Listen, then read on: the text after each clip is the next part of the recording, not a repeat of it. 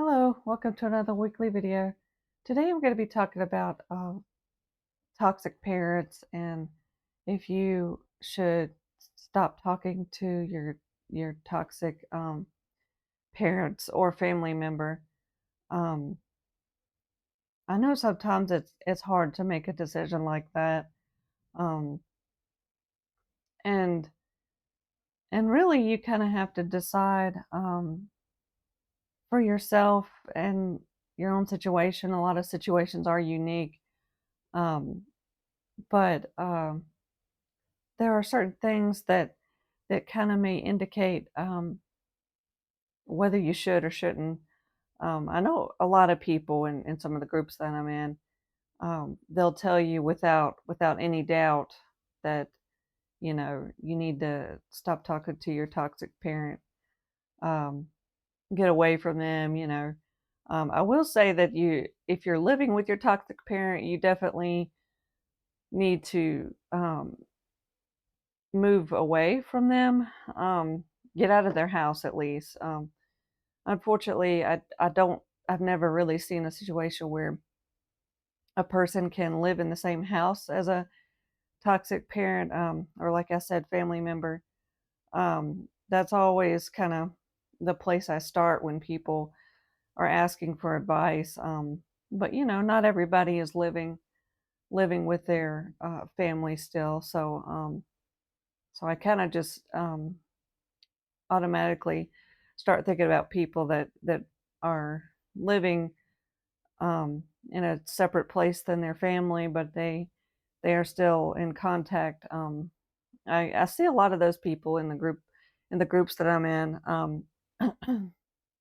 Some of the groups I'm in on Facebook are like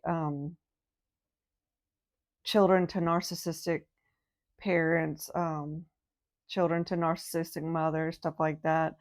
I had a narcissistic mother, and she was very controlling and toxic. And I've had to make a lot of decisions to separate from her as time went on.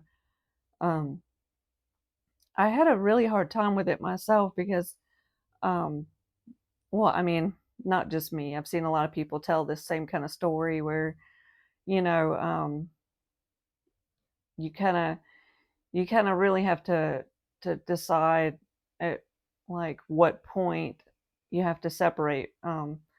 Like it's not going to be. Um, I guess I'll just say it like you have to hit a point where you've just had enough. Um, and not everybody is in that position. In fact, most people aren't. From what I saw, and I was talking to different people about it. Um, a lot of people, including myself, could put in some boundaries. I was able to put in a lot of boundaries with my mother. Excuse me. And I do think it's very important to put in some boundaries if you can. And that's a tough one too because I've stopped talking to. I think there was a point where I stopped talking to my sister and I didn't put any boundaries in, and I could tell, just looking back at my past, I could tell that it wasn't as good as when I put in boundaries and then stopped talking to her. Same thing with my mother. I think there was a time or two that I stopped talking to her, and I didn't put any boundaries in, um, so there were still some problems that would come up.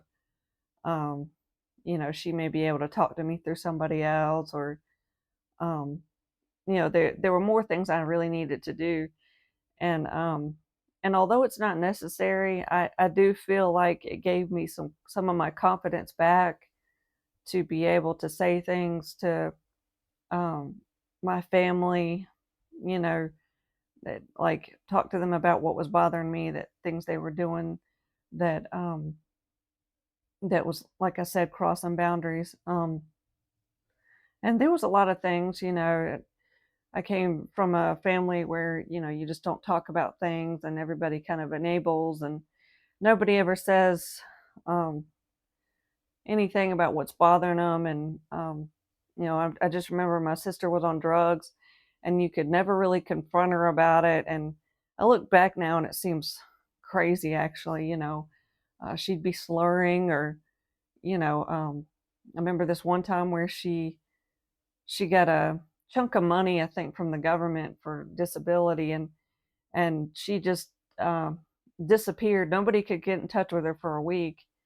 And I think when the weekend, the after nobody could get in touch with her that weekend, she got in touch with everybody, and she just said her and her boyfriend had gone to the beach and just took a getaway. And nobody could say, well, you know I think that she blew that money on drugs. But everybody knew it. Everybody knew she was on drugs. Everybody knew when she was slurring, but nobody said anything to her about it. So, um, my point was, like, I try to start speaking up more about things like that to her, telling her that, I, you know, um, I didn't really want to um, be around her if she was doing this or doing that. And, you know, um, part of the problem with trying to confront somebody on drugs is they're always going to tell you they're not on drugs. So I think that's why our family tended to just, you know,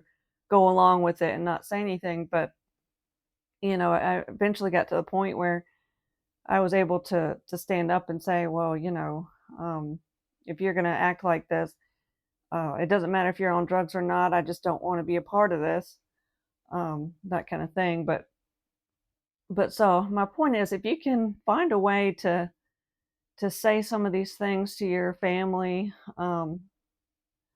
before you disconnect from them completely, that's probably the best thing to do. It can give you some confidence back, like I said, but not every relationship's the same. Um, I was able to do it with my sister, and some with my mother. Um, but I felt a little differently with my father.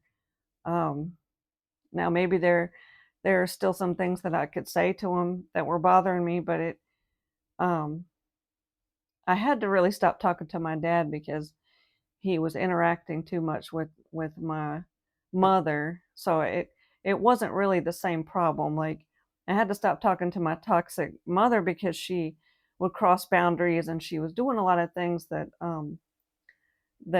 drug addicts tend to do, if you know anything about that. She had a lot of, like, really bad behaviors, and she was really inconsiderate and harmful to me. My dad was not that way, but he would talk to her and share information with her because um, he still cared about her quite a bit. Um, they got divorced when I was young, and they just always kept in contact. So I could tell he just had this fondness for her that never seemed to go away. So he was just sharing information with her. So it was kind of a different dynamic, but I still had to stop talking to him. And, um, there's still the option of what people call low contact, which is, again, you kind of just put in boundaries and you say, well, I don't like this. And you try to be more upfront, and people will, if you've ever experienced it yourself, people will tend to stop talking to you more and more. And you kind of they kind of make the decision to stop the relationship, if you want to call it that. They make a decision not to talk to you as much, things like that. Um, but like I said, there are times where you have to make the decision to cut the person off.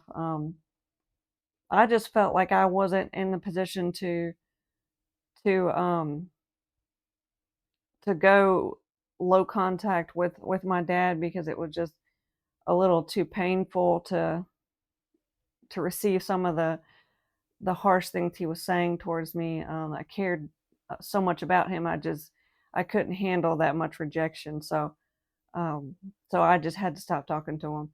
But really, I didn't want to do it that way. It was more because I just didn't know how to talk to him, um, about what he was doing with my mother, about sharing things with her.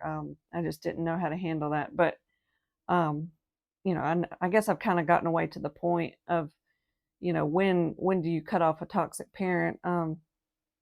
So I'll go ahead and try to do a part two and wrap this up now.